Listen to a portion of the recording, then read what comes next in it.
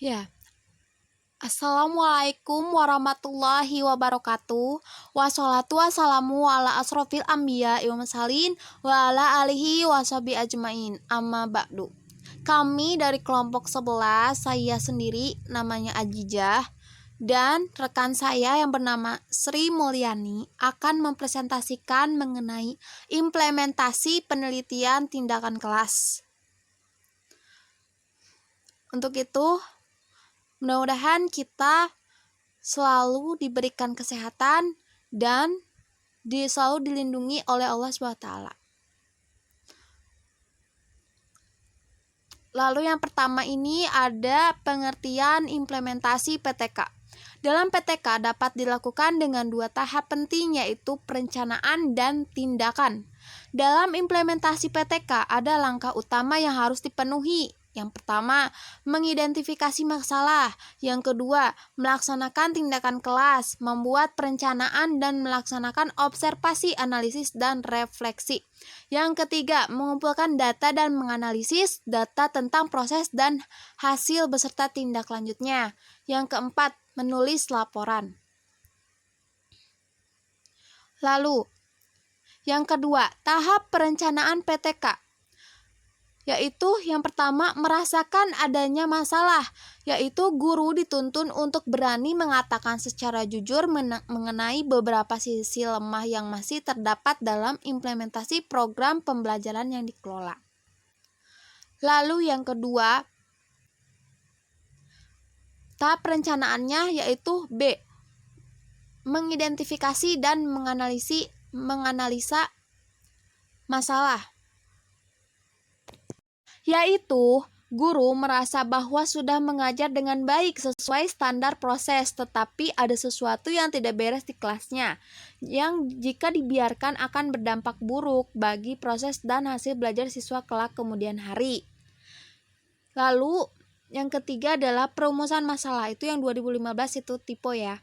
Perumusan masalah yang jelas akan membuka peluang untuk menetapkan tindakan perbaikan atau bisa disebut juga alternatif solusi yang perlu dilakukan. Lalu, ada merencanakan perbaikan. Merencanakan perbaikan itu ada dua tahap, ada dua cara, yaitu merumuskan cara perbaikan yang akan ditempuh dalam bentuk hipotesis tindakan. Jadi dirumuskan dulu atau dirancang terlebih dahulu, harus dilakukan perbaikan yang awal itu yang mana, yang lebih diawalkan, yang lebih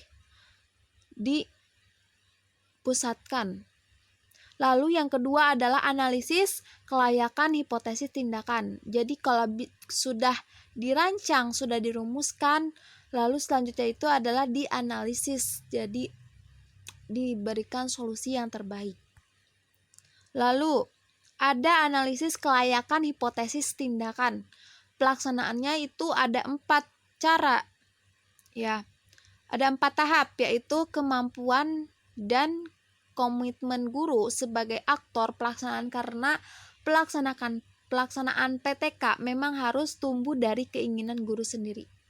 Jadi kalau kita menjadi guru itu harus ada komitmen dalam hal memperbaiki akhlak atau memperbaiki cara belajar siswa tersebut. Lalu yang kedua adalah kemampuan dan kondisi fisik siswa dalam mengikuti tindakan tersebut. Kondisi siswanya itu sakit atau sehat atau bagaimana. Jadi untuk mendukung sebuah proses tindakan kelas gitu. Lalu yang ketiga adalah ketersediaan sarana atau fasilitas yang diperlukan. Jadi fasilitasnya mendukung atau tidak untuk melanjutkan proses pembelajaran. Yang keempat, iklim belajar dan iklim kerja di sekolah. Iklimnya itu mendukung atau kalau misalnya hujan, untuk tetap kalau misalkan tatap muka, bagaimana caranya bila hujan tapi tetap ada proses pembelajaran. Jadi harus memakai payung ke sekolah, maksudnya gitu. Lalu yang kelima itu melakukan tindakan. Yang pertama ada melalui proses ya. Yang pertama itu adalah membuat rencana pembelajaran beserta skenario pembelajaran yang berisikan langkah-langkah yang dilakukan guru di samping bentuk-bentuk kegiatan yang dilakukan siswa dalam rangka implementasi tindakan perbaikan yang telah direncanakan. Yang kedua, mempersiapkan fasilitas dan sarana pendukung yang diperlukan kelas, seperti lembar kerja siswa, gambar-gambar, dan alat-alat peraga. Yang ketiga, mempersiapkan cara merekam dan menganalisis data mengenai proses dan hasil tindakan perbaikan, kalau perlu juga dalam bentuk pelatihan-pelatihan. Lalu yang keempat, melakukan simulasi pelaksanaan tindakan kelas untuk menguji keterlaksanaan rancangan sehingga dapat menemukan serta mempertebal kepercayaan di dalam diri pelaksanaan yang sebenarnya. Lalu bisa dilanjutkan oleh rekan saya Sri Mulyani. Waktu dan tempat saya persilahkan. Baik, yang selanjutnya adalah melaksanakan tindakan. Agar pelaksanaan dapat berlangsung dengan baik dan terarah, maka guru perlu memperhatikan beberapa prinsip yang telah diterapkan oleh Hopkins yang disebut sebagai kriteria PTK yang harus dilakukan oleh guru. Yang pertama yaitu pekerjaan utama guru itu adalah mengajar.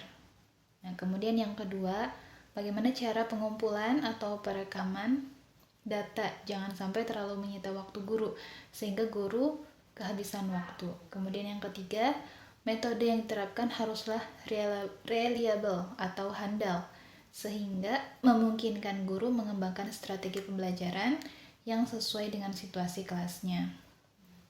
Yang selanjutnya, masalah yang ditangani guru ini haruslah sesuai dengan kemampuan dan komitmen guru.